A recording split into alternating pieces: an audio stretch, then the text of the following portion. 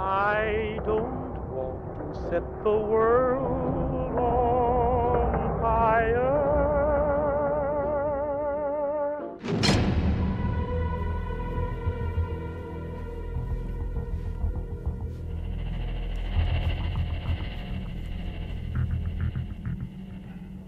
Salut la Poscaille. Vous avez sans doute remarqué que dans les 360, on est souvent à prédire la fin de l'humanité. Que ce soit à l'aide de volcans, en provoquant la disparition du soleil ou une nouvelle ère glaciaire, c'est généralement la moitié de la planète qui y passe. Ah bon, on va pas faire des demi-mesures quoi quand même. Pour une fois, ce serait peut-être intéressant de savoir ce qui va se passer après la catastrophe. Voilà, une fois qu'une bonne partie de la population terrestre a été anéantie quoi. Pourquoi dans les 360 tout le monde meurt tout le temps? Pourquoi? J'en ai marre. Tout le monde meurt, J'en ai les rien gens à ils meurent, je sais, j'en ai je marre, m'en ça fous. meurt. Voilà, on peut imaginer une catastrophe nucléaire et là on serait dans une sorte de monde post-apo quoi. Une fois que la surface serait devenue invivable et irrespirable. Pendant des dizaines d'années, voire même un siècle, vous seriez dans un bunker, dans la terre, comme un rat, comme une taupe quoi. Peut-être même que vous feriez partie des derniers représentants de l'espèce humaine. D'où l'importance quand même de survivre. Voilà, ça me paraît essentiel là. Alors préparez-vous à ne plus revoir la lumière du jour pendant un bon moment, puisqu'aujourd'hui on s'enferme 6 pieds sous terre pendant tout un siècle. Et tout ceci bien sûr en l'espace de 360 secondes. Et tu veux pas faire un truc joyeux pour une fois? Moi, je pourquoi sais ça pas, se lance si la pas le dépression générique? n'existait plus. Mais on s'en Mais fout. non, on s'en fout Mais pas. on s'en Mais non, on s'en fout. fout pas.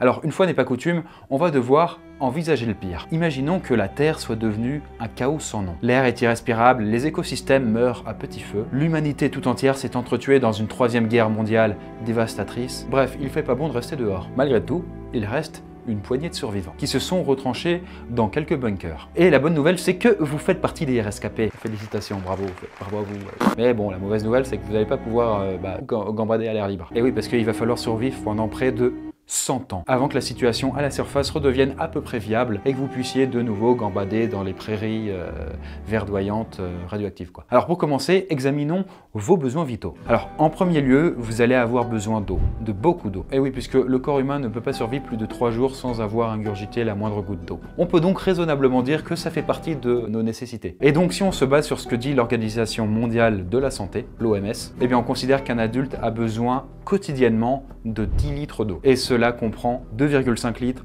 pour la boisson de manière générale, 4 litres pour l'hygiène et 3,5 litres pour la cuisine. Vous aurez donc besoin de 3650 litres d'eau sur une année, ce qui fait donc 3,65 mètres cubes. Bon voilà, jusqu'ici c'est pas trop compliqué. Sur 100 ans, il suffit donc de multiplier par 100, ce qui nous donne donc 360 mètres cubes d'eau à conserver. Autrement dit, pour vous donner une idée un peu plus large, ça représente un cube de un peu plus de 7 mètres de côté, soit un immeuble de 3 étages. Et ça, c'est seulement si vous êtes seul, hein, bien sûr. Parce que si vous avez embarqué votre famille, va falloir multiplier par le nombre de personnes. Et donc pour 4 personnes, cette fois-ci, il nous faudrait un cube d'un peu plus de 11 mètres de côté. Voilà, ça commence à faire un peu de place. Il vous faudra un gros stock de pastilles qui permettront de purifier l'eau avant de pouvoir la boire à cause de tous les micro-organismes, etc. Et maintenant, passons à la nourriture. En théorie, on peut survivre plus de 30 jours sans bouffer, mais en admettant que vous ayez envie de vivre normalement, il vous faudra plusieurs repas par jour. Alors déjà, dans un premier temps, si vous voulez survivre pendant 100 ans, vous pouvez compter sur un bon gros stock de viande séchée, qui peut se maintenir très bien pendant des années et des années. Mais surtout, il vous faudrait investir dans des rations de survie, ou des repas lyophilisés qui peuvent se conserver de leur côté près de 25 ans. Mais sachez tout de même que pour 25 ans de survie, il faudrait entasser près de 20 000 tonnes de nourriture lyophilisée, soit donc le poids d'une quinzaine ou d'une vingtaine de bagnoles. Et donc si vous voulez nourrir une famille de 4 personnes, du coup vous faites la multiplication. Autant dire qu'il faut des placards plutôt profonds quoi. Mais alors, qu'est-ce que vous allez faire le reste du temps? Eh bien à ce moment-là, vous n'aurez pas d'autre choix que de prévoir des cultures dans votre bunker. Et donc grâce à des lampes qui permettront de produire la lumière du soleil pour permettre la croissance des plantes, ainsi qu'une bonne ventilation et un peu d'eau, beaucoup d'eau, vous pourrez alors faire pousser vos propres produits. Des asperges, des champignons, du soja, etc.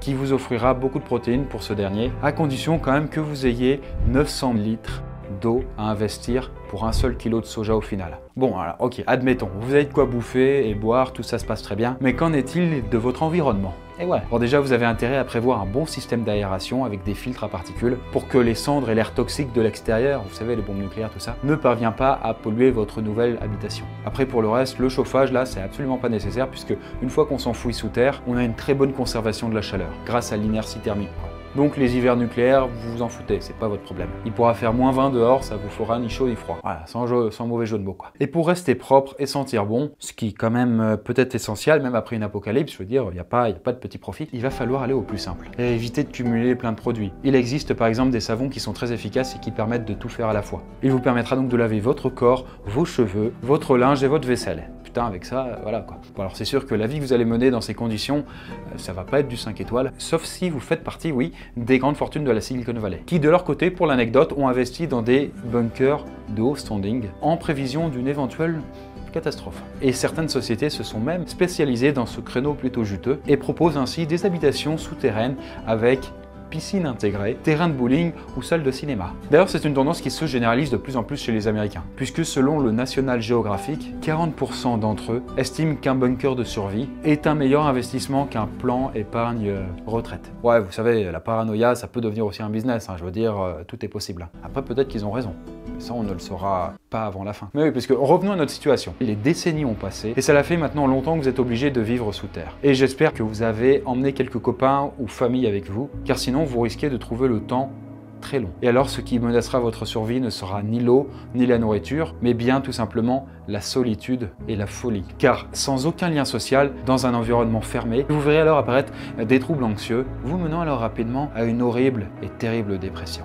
Vos repères spatio-temporels risquent eux aussi d'être bouleversés, vous n'aurez alors plus conscience du temps qui passe et perdrez petit à petit pied avec la réalité. Il faut le savoir, les gens qui vivent seuls meurent beaucoup plus rapidement que ceux qui vivent entourés avec des amis ou avec une famille soudée. Et ça va très loin puisqu'il y a quelques années, il a été montré dans une étude publiée dans le journal Sun que, attention, l'isolement est aussi nocif pour la santé que le tabac. Alors donc, est-ce que vivre dans un bunker vous protégerait de l'apocalypse? Potentiellement oui, mais à condition qu'il soit tout équipé, luxueux, très grand et avec d'autres personnes. Et dans ce cas-là, oui, ça pourrait suffire. Par contre, si c'est un abri de fortune, dans le meilleur des cas, vous pourriez survivre quelques années et voilà, sans plus. En tout cas, ça n'empêche pas certaines personnes de se préparer à la fin des temps modernes. Puisque dans le Dakota du Sud, pour 25 000 $, vous pourrez réserver votre avis dans une ville de bunker qui s'étend sur près de 50 km² et qui comprend près de 600 habitations enterrées. Vous savez donc ce qu'il vous reste à faire si vous voulez investir un peu de pognon. En attendant, peut-être que les survivalistes vous amusent et vous paraissent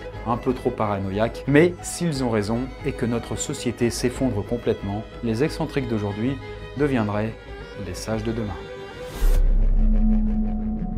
Voilà, j'espère que ce sujet tout à fait passionnant, réjouissant et même peut-être bien plus encore vous aura intéressé. Chris, il faut absolument que je te dise, désolé de te couper, mais tu sais, Necropalace? Necropalace, le jeu qu'on développe, oui, Ouais, tout à ouais, fait, tu oui, sais, oui, ça me vraiment, parle, ouais. Tu sais, la bêta, on est à 2 doigts de la sortie. C'est pas possible, c'est vrai. Il reste 2-3 bugs. Eric, tu dans tous les l'entends, ça coins. fait si longtemps. J'ai envie de chialer. C'est fou. J'y crois même pas.